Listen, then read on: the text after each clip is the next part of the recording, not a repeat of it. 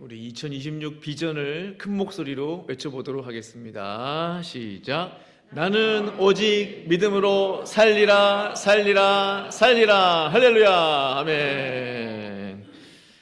감사합니다. 함께 오늘 나눌 말씀 누가복음 15장 우리 11절에서 19절까지 말씀이 되겠습니다. 누가복음 15장 11절에서 19절까지 말씀을 같이 보겠습니다.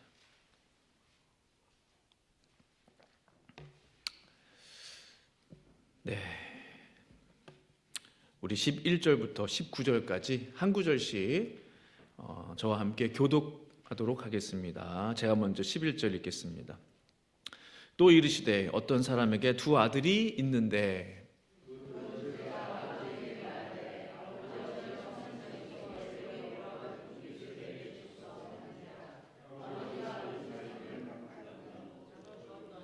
그 후 며칠이 안 되어 둘째 아들이 재물을 다 모아가지고 먼 나라에 가 거기서 허랑방탕하여 그 재산을 낭비하더니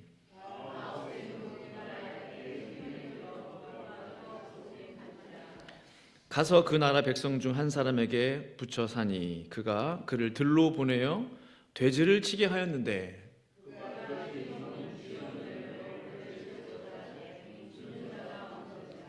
이에 스스로 돌이켜 이르되 내 아버지에게는 양식이 풍족한 품꾼이 얼마나 많은가 나는 여기서 주려 죽는구나.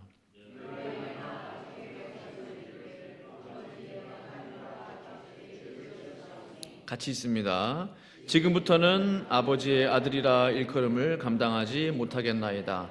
나를 품꾼의 하나로 보소서 하리라 하고. 아멘.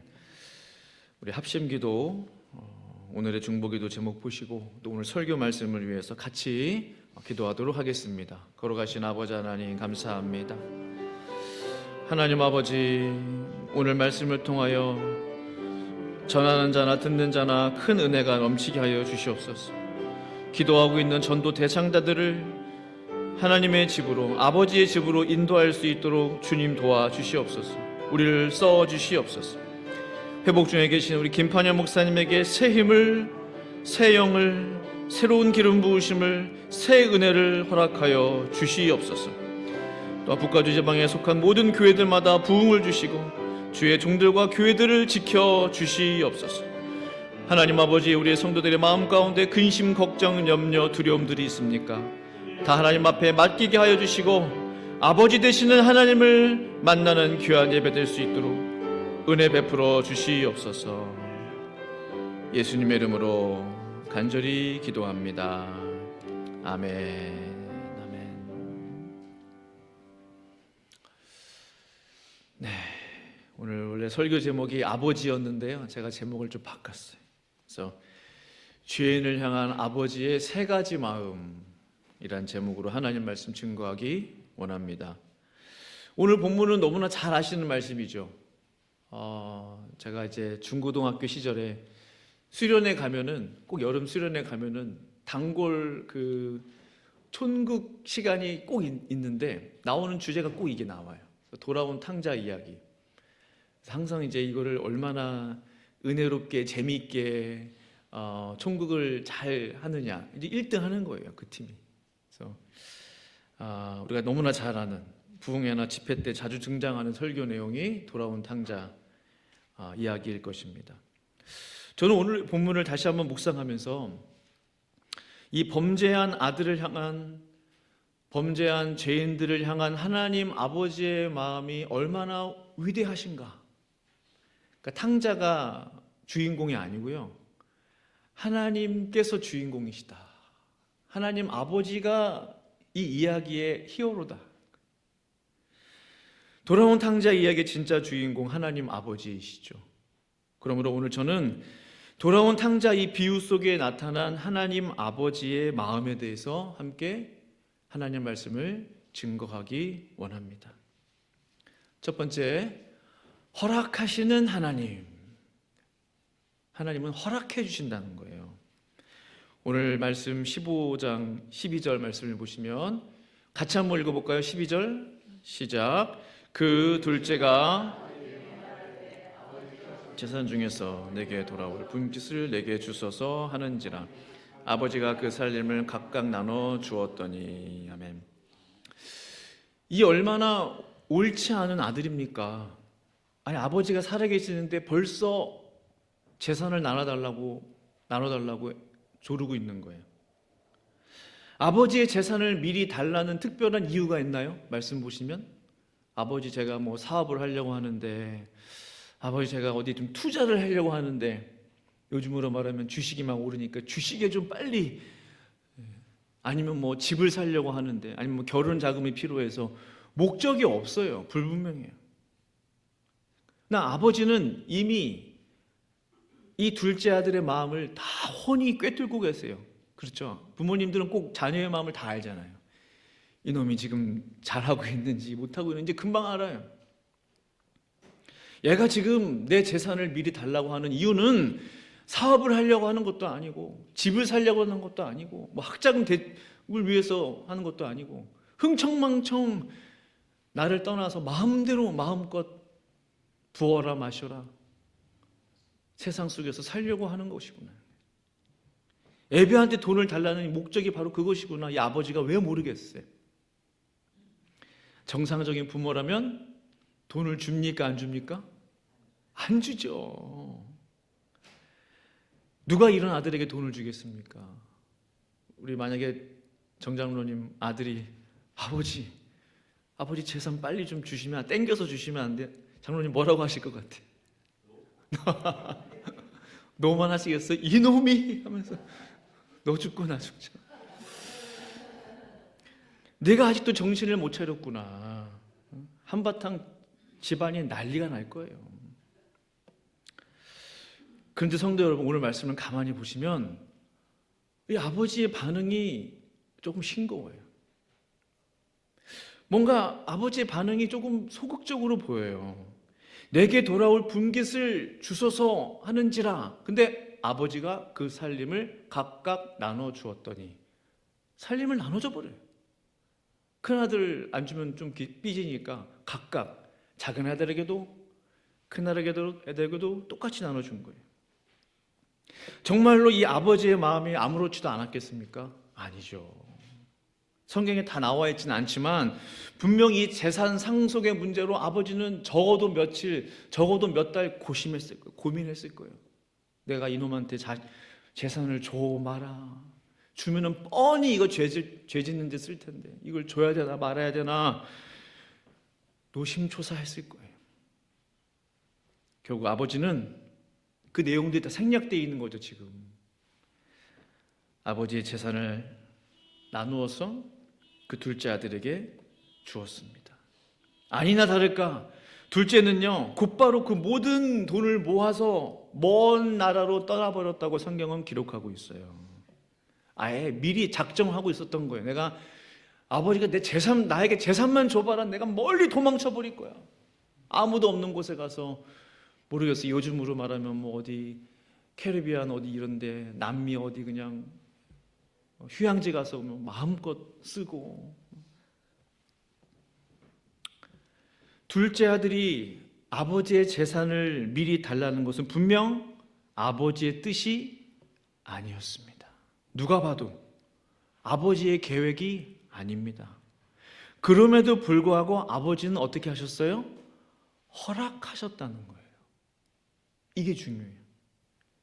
그 돈을 가지고 뻔히 허랑방탕하게 살 것을 알면서도 허락하시는 아버지. 그 돈을 죄 짓는데 쓸 것을 아시면서도 아버지는 허락하셨다. 성도 여러분, 허락했다고 해서 하나님의 뜻일까요? 아니라는 거죠. 허락이 응답은 아닙니다. 하나님의 허락과 하나님의 응답은 완전히 다릅니다. 뭐 길이 열리니까 하나님 허락하셨나 보다 라고 착각할 수 있어요. 이 일은 분명히 하나님의 뜻이 아니지만 때로는 하나님이 그냥 내버려 두시는 경우들이 굉장히 많다라는 거예요. 사무엘상 8장을 보시면 이스라엘 백성들이 하나님께 왕을 구하는 장면이 나와요. 이때 하나님께서 뭐라고 이야기하십니까? 여호와께서 사무엘에게 이르시되 백성이 내게 한 말을 다 들으라. 이는 그들이 너를 버림이 아니요 나를 버려 자기들의 왕이 되지 못하게 함이니라. 하나님은 이미 이스라엘 백성들의 왕이셨어요. 만왕의 왕이시죠. 그들을 애굽에서 구원해낸 구원자 하나님이에요. 근데 이 백성이 왕을 구하는 것은 나를 버려 자기들의 왕이 되지 못하게 하려 함이라. 생각해 보십시오. 하나님을 버리고 왕을 달라는 기도에 응답해 줄 수 있습니까?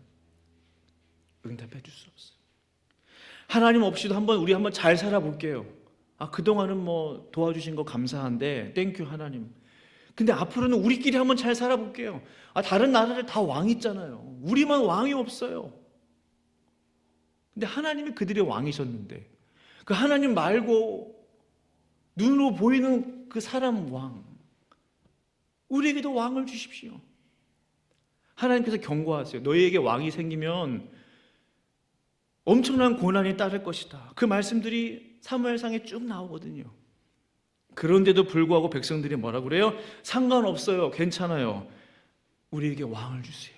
왕을 주세요. 왕을 주세요. 하나님께서는 그들의 기도에 응답하신 것이 아니라 그냥 허락하신 거예요. 마지못해 그래 한번 그렇게 살아봐라. 그래 한번 그렇게 네 뜻대로 한번 해봐라. 져주시는 거예요. 그때부터 이스라엘의 왕이 생기기 시작했어요. 초대 왕이 우리가 잘 아는 사울 왕이었죠. 오늘 이 본문의 아버지도 둘째에게 그렇게 하신 거예요. 그래 내 마음대로 한번 살아봐라. 집 떠나서 한번 살아봐라. 내가 너에게 준 돈 가지고 한번 마음껏 살아봐라. 마음껏 한번 써봐라. 마음껏 한번 죄져봐라. 결국 어떻게 되었나요? 둘째 아들은 아버지의 예상대로 그 많은 재산을 다 탕진해버렸어요. 오래 걸리지 않았어요.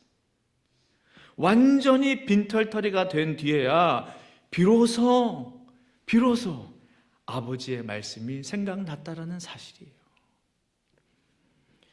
17절부터 19절까지 말씀을 보시면 이에 스스로 돌이켜 이르되 둘째 아들이 고백하는 거예요. 네, 아버지에게는 양식이 풍족한 품꾼이 얼마나 많은가. 나는 여기서 주려 죽는구나. 내가 일어나 아버지께 가서 이르기를 아버지 내가 하늘과 아버지께 죄를 지었사오니 지금부터는 아버지의 아들이라 일컬음을 감당하지 못하겠나이다. 나를 품꾼의 하나로 보소서. 아버지가 몇 번 나와요 단어가? 아버지에게는 아버지께 아버지께 아버지. 그전에는 나, 내 인생, 내 삶, 내 미래. 이제는 아버지로 바뀌었어요. 모든 것을 잃어버린 이 둘째 아들에게 마지막 남은 유일한 소망은 아버지였다라는 사실이. 이 지옥과 같은 삶에서 나를 벗어나게 해 주실 수 있는 분은 오직 아버지이구나라는 것을 깨달았게 된 거예요. 오늘 이 탕자는요 너무나 중요한 사실을 깨달았어요. 내가 아버지의 집을 떠나서는 내가 살 수 없는 존재이구나라는 진리 중의 진리를 깨닫게 된 거예요. 인생의 놀라운 진리를 알게 된 거예요. 사랑하는 성도 여러분, 아버지의 집에 오신 것을 환영합니다. 우리가 아버지를 떠나서는 정말 아무것도 할 수가 없어요. 근데 우리가 어떤 이유로 아버지의 집에 다 모이셨습니까? 이게 은혜 중에 은혜예요. 이게 복 중에 복이에요. 세상으로 가지 아니하고 영원한 우리의 아버지의 집에 오셨으니 너무나 다행이에요. 너무나 감사해요. 두 번째, 우리 하나님 아버지의 마음의 특징은 무엇입니까? 불쌍히 여기시는 아버지라는 거예요. 우리를 향한 긍휼이 있어요. 컴패션이 있어요. 자비가 있어요. 20절 말씀 보시면 같이 한번 읽어볼까요? 20절 시작. 이에 일어나서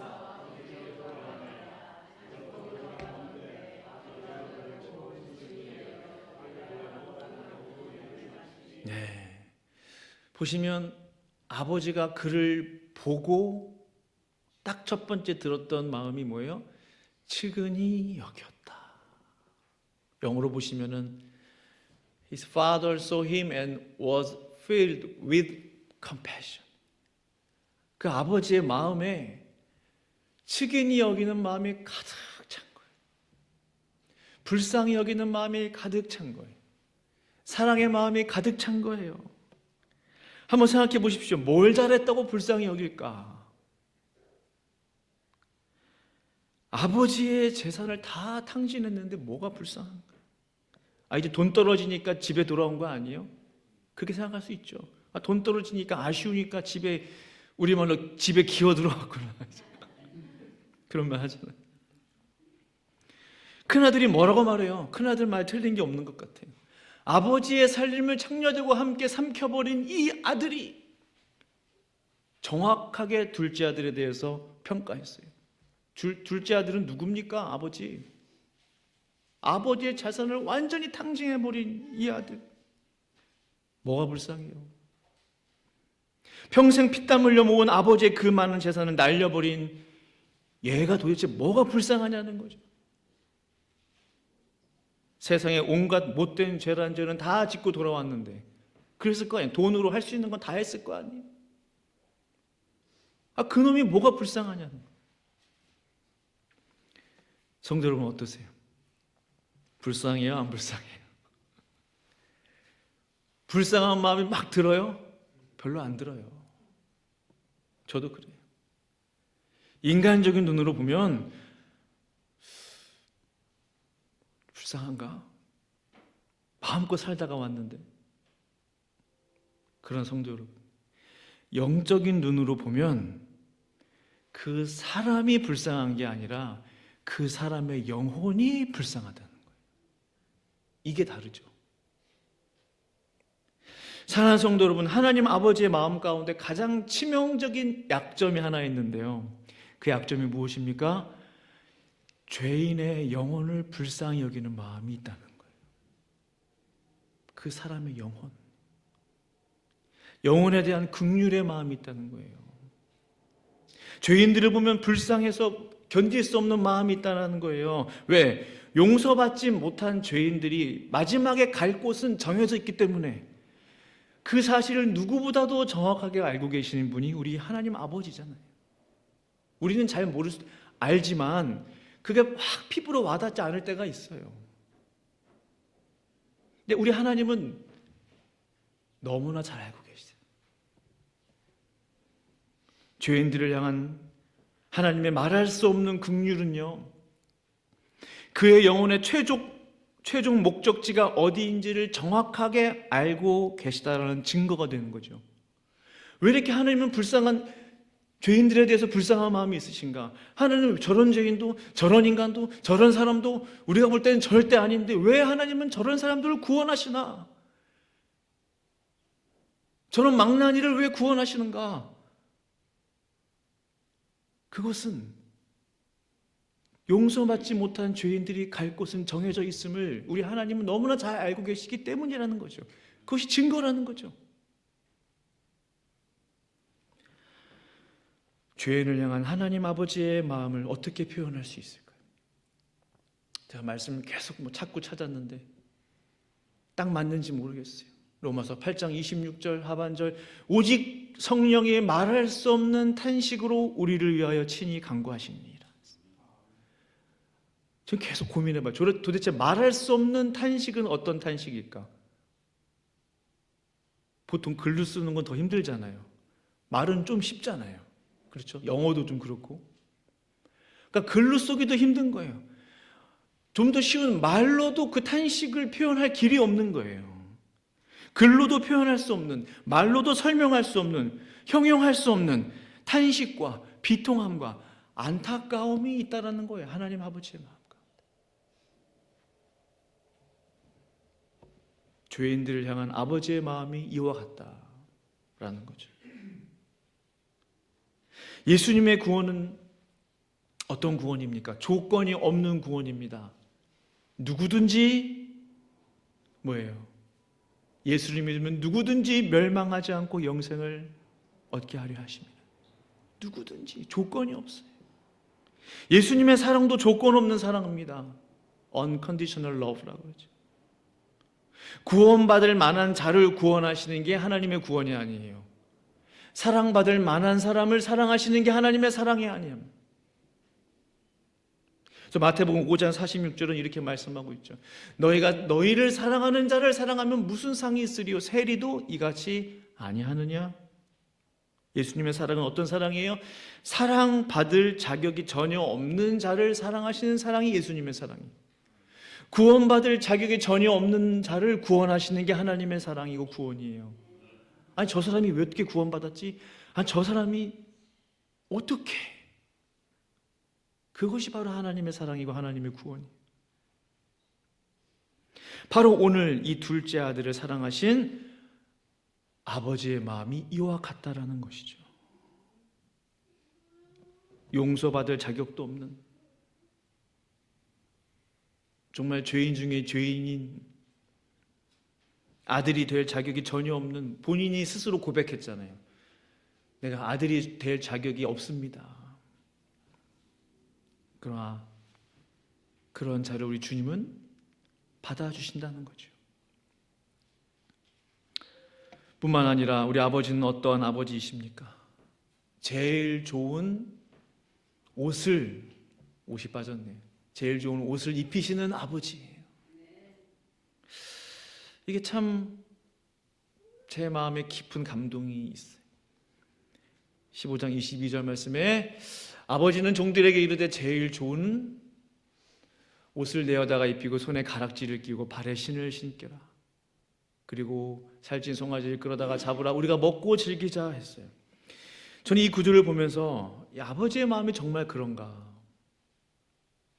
하나님의 마음이 정말로 그러한가 생각하게 됐어요. 정말로 그렇다면 내가 생각하는 하나님 아버지의 이 사랑은, 죄인을 향한 그 긍휼은 정말 내가 상상한 것 이상이겠구나. 적어도 나는 하나님 아버지의 마음을 알기엔 아직 너무 멀구나. 왜 그렇습니까? 이 아버지께 종들에게 무엇을 명령해요? 가장 첫 번째 명령한 게 뭐예요? 제일 좋은 옷을 내어다가 입히라고 했어요. 성도 여러분 생각해 보십시오. 그 집안에서 제일 좋은 옷을 입는 사람은 누구겠습니까? 그 집의 주인이에요. 집안을 일으키고 가세가 기울은 집안을 일으킨 아버지, 집안의 사업을 일으킨 그 집의 가장 아니겠어요? 빈손으로 상경해서 우리식으로 말하면 서울에서 작은 구멍가게부터 시작해서 대기업을 이룬 성공의 역사를, 신화의 역사를 써내려간 그런 분들 이야기들 있잖아요. 그 집안의 아버지야말로 가장 좋은 옷을 입을 자격이 있지 않습니까? 그런데 오늘 이 아버지는요, 거짓골로 돌아온 이 아들에게, 온갖 못된 짓을 다 하고 돌아온 이 죄인에게, 심지어 며칠 동안 씻지도 않은 냄새가 풀풀 나는 모습을, 그야말로 거짓골로 온 그 아들에게 가장 좋은 옷을 내어다가 입히라고 말씀하시는 이 아버지의 모습을 그려보십시오. 정말로 우리 하나님은 가장 좋은 옷을 가장 더러운 죄인에게 입혀주시는 분이신가? 라는 거예요. 가장 아름답고 귀하고 귀한 옷을, 아버지도 아껴 입는 그 옷을 가장 바닥에서 굴러다가 돌아온 그 죄인에게 정말로 입히시는 분이실까?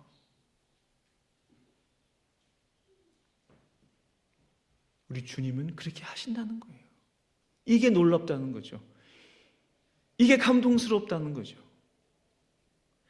나의 죄를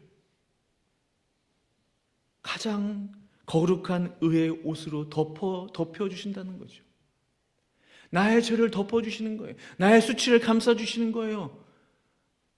무엇으로? 가장 거룩한 옷으로. 아, 이게 복음이구나. 나는 죄인인데, 흉악한 죄인인데, 감히 구원받을 수 없는 죄인인데 가장 귀한 아들 예수 그리스도로 나를 덮어주셨구나. 이 가장 귀한 옷은 무슨 옷입니까? 의의 옷. 하나님의 의의 옷. 가장 귀한 의의 옷은 예수 그리스도의 옷이에요. 예수님의 피값으로 사신 옷이에요. 그 옷으로 빨리 덮어주라는 거예요. 가려주라는 거예요. 우리의 부끄러움, 혹시라도 우리가 부끄러워할까 봐, 혹시라도 우리가 수치스러워할까 봐 덮어주시겠다는 거예요. 가장 좋은 옷으로. 얼마나 아름답고 놀라운 하나님의 이 사랑입니까?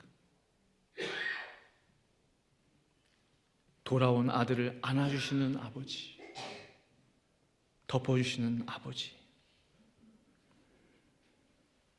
거짓골로 돌아온 아들에게 가장 값비싼 것을 덮어줘도 전혀 아깝지 않으신, 지금 아까워하는 모습이 있어요? 야, 가장 좋은 거 말고 그 두 번째, 세 번째로 입혀라. 그런 말이 없어요. 가장 좋은 옷을 내어다 입혔다는 말은 그 아버지가 할 수 있는 가장 좋은, 줄 수 있는 반지 꼈다고 그랬죠. 신발도 가장 좋은 신발.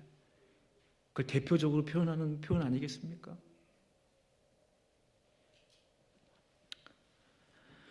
전혀 아깝지가 않아요. 아버지에게 가장 중요한 것은 물질이 아니에요. 사람이에요. 하나님께 가장 중요한 것은 돈이 아니에요. 사람의 영혼이에요. 눈에 보이는 것들이 아니에요. 그 사람이에요. 그 사람의 영혼이에요. 그 죄인의 영혼이란 말이죠. 이게 눈에 보여야 돼요. 오늘 말씀을 통해서.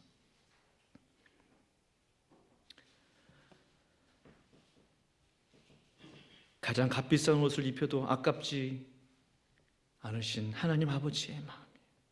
그것이 우리 하나님 아버지시라라는 거죠. 우리의 모습을 한번 돌아봅시다. 우리의 삶은 어떻습니까? 우린 정말로 이 하나님 아버지의 마음을 알고 있나요? 아, 이 정도까지 하신다고? 죄인을 향한 사랑이 이 정도까지라고?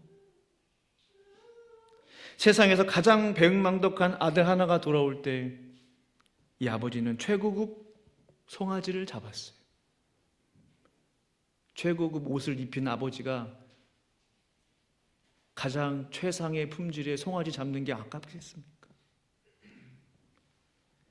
오늘 우리는 죄인 하나가 돌아올 때 그를 어떻게 영접하시겠습니까? 여기에 우리의 믿음이, 진짜 믿음이 드러나는 것 같아요. 말로만 하는 사랑합니다, 축복합니다가 아니라 오늘 이 아버지는 이렇게 죄인 하나가 돌아올 때 대접했다라는 거예요. 그 한 사람을 위해서 잔치를 벌이고 가장 좋은 것을 입히고 가장 좋은 것을 먹이고 먹고 즐기자, 오늘은 잔치날이다, 동네방네 소문을 냈다라는 거죠. 그 한 사람의 죄인을 위해서 우리가 그 하나님 아버지를 정말 알고 있냐는 거죠. 그렇다면 오늘 나는 주님의 집에 돌아온 한 사람의 죄인을, 한 사람의 성도를, 한 사람의 영혼을 어떠한 마음으로, 어떠한 자세로, 어떠한 태도로 맞이하고 있냐라는 질문을 할 수밖에 없는 거예요. 죄인들을 바라보는 나의 마음은 어떻습니까? 얼마나 하나님을 닮았습니까? 이거 정말로 중요한 부분인 것 같아요. 혹시 어쩌면 우리는요, 혹시 첫째 아들 아닌가? 생각해 봅니다. 첫째 아들이 이렇게 이야기하죠. 아버지의 살림을 창녀들과 함께 삼켜버린 이 아들이 돌아오매 이를 위하여 살찐 송아지를 잡으셨나이다. 뭐예요? 아깝게 왜 살찐 송아지를 잡냐 이거죠. 지금 그 얘기잖아요. 이놈이 뭐가 이쁘다고 살찐 송아지를 잡냐는 거죠. 그 뜻 아니겠어요? 저 싫은데요? 억울한데요? 언페어한데요?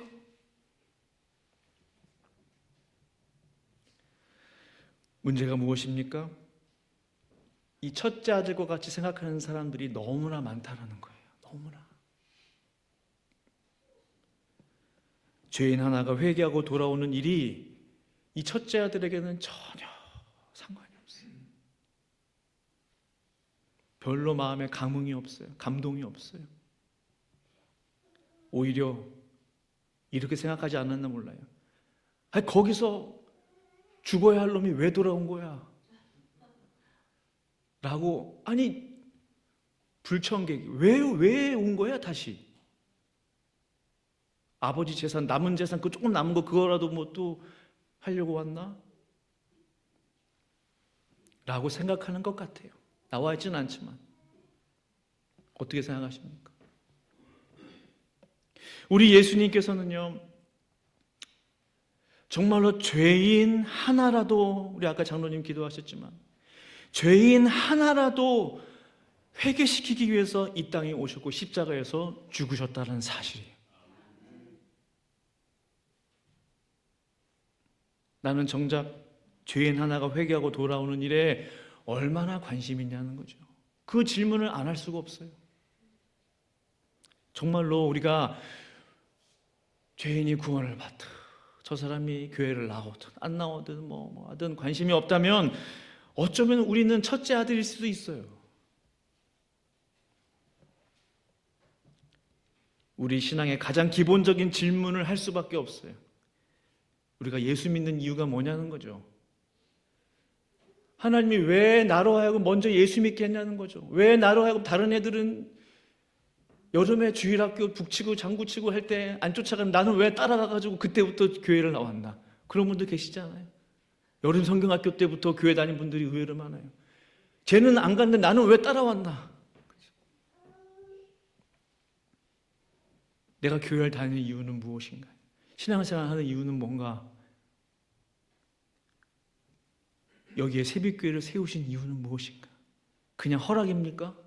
원하지 않는데 그냥 허락할게 이것입니까? 그것은 아닐 거예요. 분명히 하나님의 분명한 뜻이 있는 거죠. 기쁜 뜻이 있는 거죠. 그 뜻이 무엇입니까? 둘째 아들과 같은 이 세상에 방황하고 있는 사람들이 너무나 많다는 거예요. 그들을 구원해내라는 거예요. 그들을 살려내라는 거예요. 왜 그렇습니까? 우리도 원래는 둘째 아들이었어요. 다. 제가 그것을 깨달았어요. 이 아버지에게는 아들이 둘밖에 없었어요. 첫째 아들 아니면 둘째 아들이에요. 이게 우리에게 주는 시사하는 바가 큽니다. 아버지에게는 아들이 둘밖에 없었다니까. 첫째 아들은 나온 그대로예요. 영혼에 대해서 관심이 없어요. 구원받는 것에 대해서 관심이 없어요. 죄인들에 대해서 관심이 없어요. 사랑이 없어요. 긍휼이 없어요. 자비가 없어요. 사실 우리 모두가 둘째 아들인데 어느새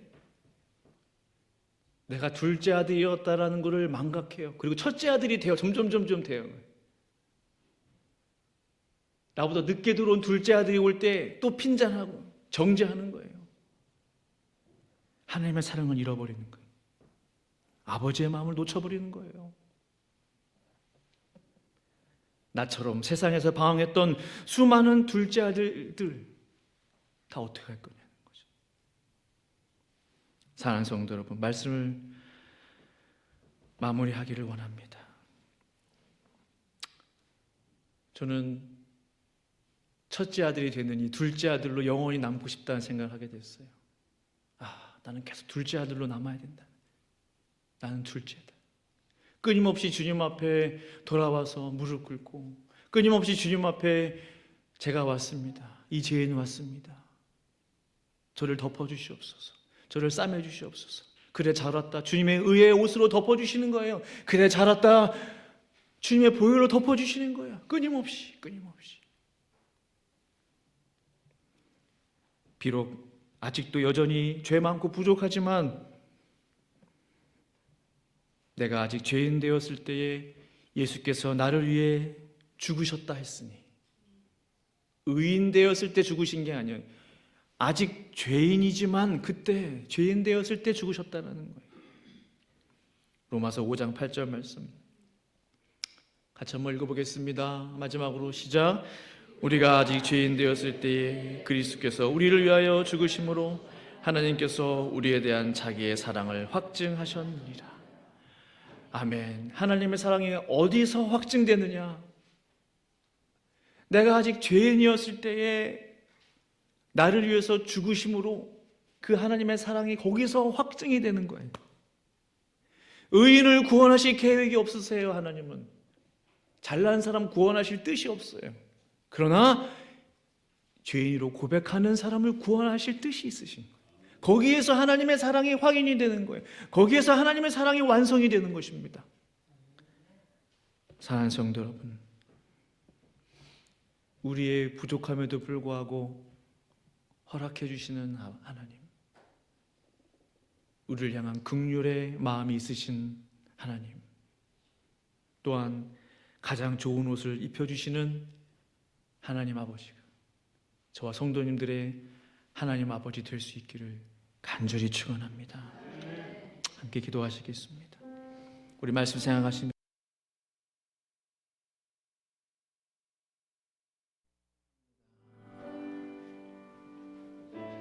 하나님 아버지의 마음은 분명히 드러내 보이셨습니다. 하나님 아버지의 마음을 깨닫게 하소서. 자비를 베풀어 주신 아버지, 긍휼의 아버지, 불쌍히 여기신 하나님, 가장 좋은 것으로 가장 끔찍한 죄인을 덮어주시는 그 놀라우신 형용할 수 없는 하나님의 그 사랑 깨닫기를 원합니다. 우리 함께 합심으로 기도하겠습니다. 걸어가신 아버지 하나님 감사합니다. 하나님 아버지, 때로는 우리가 부족하고 연약하여 하나님의 뜻이 아닌 것을 구했음에도 불구하고 그것을 허락하시고, 하나님 그러나 그 일들을 통해서 하나님의 놀라운 사랑을 하나님 다시금 깨닫게 하여 주셔서 죄인인 나를 부르시고 죄된 나를 하나님 아버지여 구원해내시는 그 하나님 아버지, 나를 불쌍히 여겨주신 하나님, 내가 불쌍히 여김을 받을 자격이 없지만, 사랑받을 자격이 없지만, 하나님 앞에 여전히 부족하지만, 그러나 하나님은 나를 불쌍히 여겨주십니다. 그러나 하나님은 우리를 긍휼히 여겨주십니다. 나를 불쌍히 여겨주시지 다른 영혼들도 다른 사람들도 불쌍히 여겨주십니다. 하나님 아버지, 이 시대에 얼마나 많은 둘째 아들들이 있습니까? 하나님께로 돌아와야 할, 아버지의 집으로 돌아와야 할 얼마나 많은 둘째 아들들이 있습니까? 구원해내게 하여 주시옵소서. 전도해내게 하여 주시옵소서. 구원을 베풀어 주시옵소서. 구원을 베풀어 주시옵소서. 하나님, 첫째 아들처럼 되지 않기를 원합니다. 절대로 첫째 아들이 되지 않기를 원합니다. 하나님 아버지, 은혜를 베풀어 주시옵소서. 감사하며 예수님의 이름으로 기도합니다.